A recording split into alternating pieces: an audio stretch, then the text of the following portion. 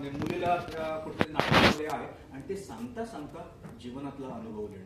कुठलाही अनुभव, मग ते चोरीचा असेल किंवा आणि कुठलाही असेल, साधा सोपा वाटेल तो विषय सांगता सांगता. लघुनिबंधाची एक खासियत आहे की तुम्ही मित्राप्रमाणे बोलत गेलं पाहिजे आणि त्याच्या शेवटी तुम्ही कुठला तरी एखादा चांगला विचार, कलाटणी देणारा विचार दिला पाहिजे. खूप सांगता येईल. आता मी शेवट करतो माझ्या याचा. मला यातला जो सगळ्यात महत्वाचा विचार, आज जर उद्घाटन होत असताना तुम्ही घरी जाऊन पहिल्यांदा वाचावा असा कुठल्या प्रकारचा लेख असं जर मला विचारलं तर मी म्हणेन आनंदी आनंदगडे हा जो विषय आहे, हा जो लेख आहे तो तुम्ही पहिल्यांदा वाचावा आणि बाकीचे विषय नंतर वाचावे. याचं कारण का? तर याचं कारण असं की आपण सध्या आनंद नावाची गोष्ट आपल्या जीवनामध्ये आहे ती हरवलेली आहे. आनंदानं कसं जगायचं हे आपल्याला याचं कुठे प्रशिक्षण मिळत नाही.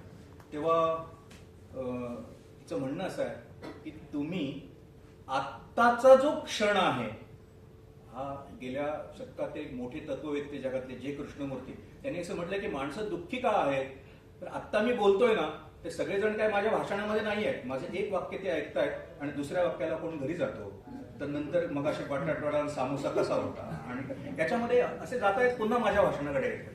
आपण त्या क्षणामध्ये नसतोच 100%. ते जे कृष्णीचं म्हणणं आहे की जीवनातला हा क्षण पुन्हा येणार नाही. तुम्ही त्या क्षणामध्ये 100% असता तेव्हा तुम्ही जीवनातला आनंद घेऊ शकता.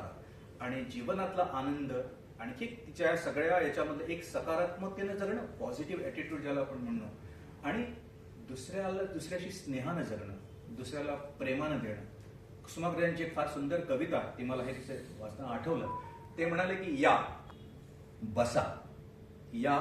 बसा रडणं तर नेहमीच आहे, थोडे तरी हसा. रडणं तर नेहमीच आहे, थोडे तरी हसा. काळोखाचं कीर्तन थोडा वेळ विसरा. म्हणजे काय, सतत भेटलं की जगामध्ये काय वाईट आहे, काय ह्याच्याबद्दल करत राहणं. तिकडे भारत पाकिस्तान तिकडे हे सगळं चाललेलं आहे, तर हेच जणू काय मशीन गन घेऊन लढताय, ते सगळं चाललेलं आहे. सांगण्याचं तात्पर्य कसं, त्याने म्हटलं की काळोखाचं कीर्तन थोडा वेळ विसरा, काळजामध्ये जपा उजेडाचा वसा. मला वाटतं हे तिच्या सगळ्या, हे जे पुस्तक आहे त्याचं वेगळेपण जर काय असेल तर अलीकडे चिंता निर्माण करणारे अशा प्रकारचे विचारवंत आपल्या जगामध्ये सध्या आहे. म्हणजे माणसा मनामध्ये सतत भय घालणं की पुढे जगणं असं होणार आहे, असं होणार आहे, असं होणार आहे, हे आहेच.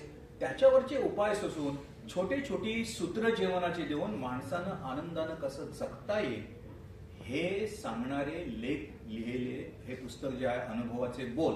आणि एकदा डॉक्टर अनिल अवचटांना आम्ही बोलावलं होतं. त्यांचं भाषण मला अजूनही आठवतं केपेच्या ह्याच्यामध्ये. आता ते नाहीत, मराठीतले मोठे लेखक. तेव्हा त्यांनी लेखकांसाठी आणि माणसांसाठी एक फार चांगलं सूत्र, ते म्हणाले चांगला लेखक केव्हा होऊ शकतो, ते म्हणाले